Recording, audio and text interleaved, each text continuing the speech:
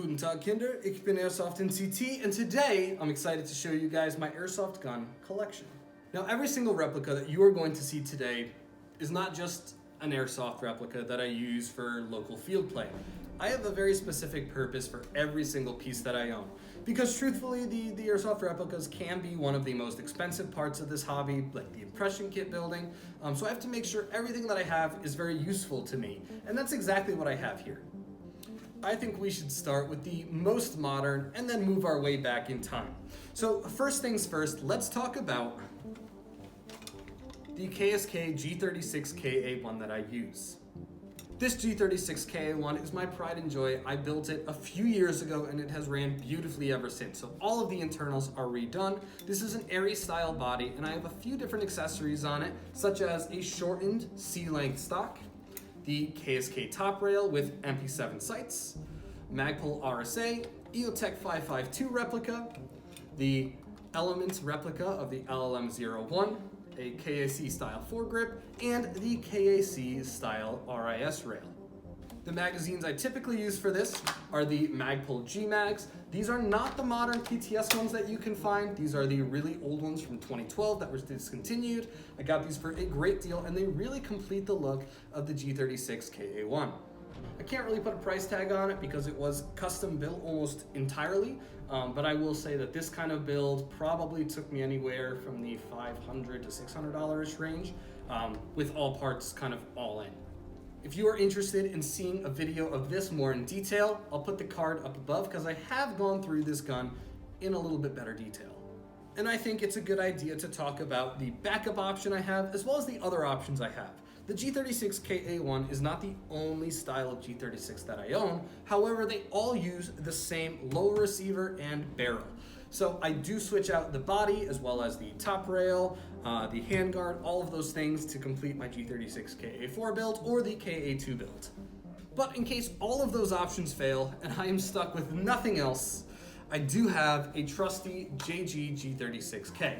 This one I did pick up from a Polish website for a very great deal around Black Friday, and I picked it up kind of as a backup. I've worked on JG G36s. That was actually the first AEG I ever owned, so this one is kind of like a callback, but it was cheap enough where I figured, why not? It's gonna do fine, it's gonna hold up, but it's not gonna be a great performer. So if something goes wrong with my nice gun, I'll have this as either a loaner or a backup.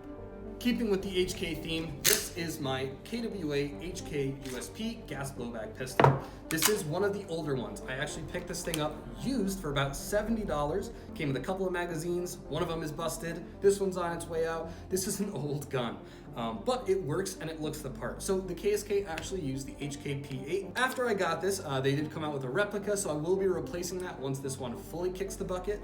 I'm gonna turn this one into one of the blue trainers, kind of cool. But this pistol rocks. It worked beautifully. Only as of late has it started having issues, especially with the magazines and whatnot. But I do have the Element HK UTL Mark II Lite on here. Just a really cool piece. It definitely fits that KSK aesthetic, and it's just a cool bit. So this is one of the KSK USPs. To go along with my breacher setup, I have my breacher shotgun. This breacher shotgun, as you just heard, is a Springer. This is one of the AGM ones. This is not the Tokyo Marui, and I did that for a couple of reasons. One, I wanted to see if I could. Not if I should, but if I could. I wanted to try to get one of these and modify it, make it look the right way, and kind of have it fit that bill so I don't have to go spend $300 on a shotgun that I'm probably not going to use. Down the line, I'm definitely going to do that, but for now, this is a good substitute.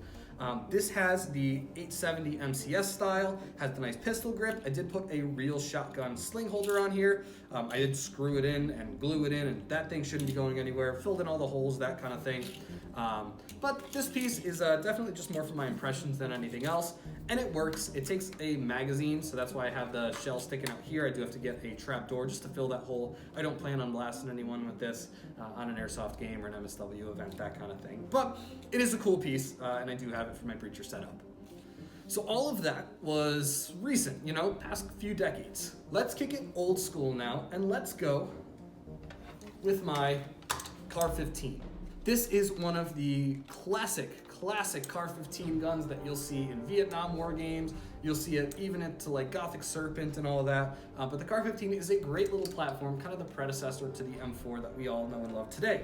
This is one of these SEMA ones. I picked this up from the same Polish company that I got my JGG36 from, so it does not have any of those US Evike BAMF markings. It is a clean slate, which is really cool. It doesn't have any of the trades on it, but I'd rather have that than the skull and crossbones.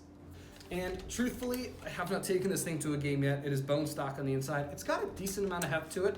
Everything is metal on it. It does come with that high cap magazine, which it's a high cap. I have my jungle sling on here, and it works. I haven't taken it to a game yet. I do plan on replacing everything once it burns down. I actually have an Avalon gearbox that I might just swap out straight up. But this thing works. It's a pretty cool gun, and it goes great for my MACV SOG impression, which you guys will be seeing more of later this year. And let's keep with the other American rifle. This is the M16A1 by G&P. I am so happy to have this in my collection.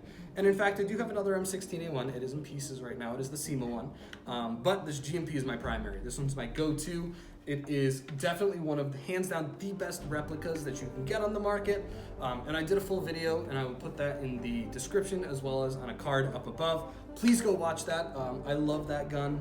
I love how it performs. It works, it's solid, and this is just a great piece overall. So if you can find a G&P, I highly recommend picking it up. And last, but certainly not least, is my most recent airsoft gun purchase. Well, not really a purchase. I actually traded this with a buddy on Instagram, M18 Smoke. Great guy, does some pretty cool work. He's friends with Real Fake Guns, so if you're a fan of his work, you'll probably be a fan of M18 Smoke.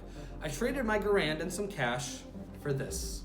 This is an LCT AKMS. Now, I have plans for this AKMS. It is not going to stay an AKMS for the rest of its life, but what it does have on it is a Polish handguard. It has the Bulgarian sling, and it has an LCT slim grip, which I must say is a lot nicer than the standard LCT one. I worked on my buddy's LCT, and it is a beautiful gun. It is awesome. The grip is fatter though, so this slim grip is kind of nice. This thing absolutely rips on an 11-1. It does have that underfolding stock, and my plans for this are to turn this into a Romanian AMD 65, which that is the one with the reverse dong, and then the standard like Romanian style underfolder stock that kind of has a tilt down. You'll see a video of it later on, but this is a great piece that I'm super happy to have in my collection because it will be used for my Pavin kit. So again, I picked this one up for a trade, but you can usually get these for around the $400 to $500 range. And that about sums it up, guys. Thank you so much for watching this video. I hope you enjoyed seeing a bit of my collection and what I use for my different impression kits. This is Airsoft NCT, and we'll see you in the next one.